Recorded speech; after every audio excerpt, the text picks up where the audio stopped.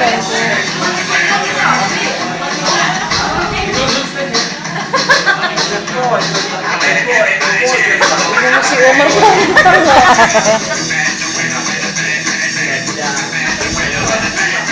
Oh, yan, ka na bounce na. Nag-bounce na ako.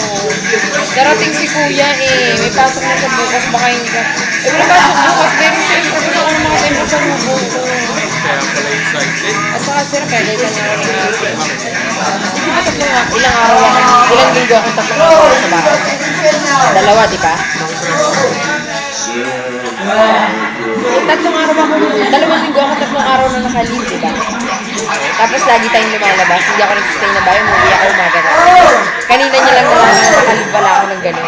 Sabi niya, hindi ka malang nagpapahinga. Alam mo ba ano nangyayari sa'yo?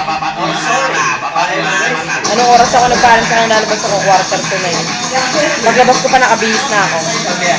Lalabas muna ako, mag-i-east coast lang. Ano gagawin mo sa east coast?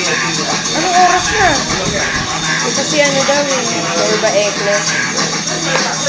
Bumalik ka ha, after 1.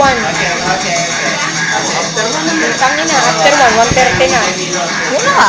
Pag sinabi niya, bakit alas 2 ka na? Sabi ko, after 1 na. Talino pala kayo eh. Kanina nga sasabihin ko pa sana. Eh kasi ano, ang banat pa nga niya sa akin.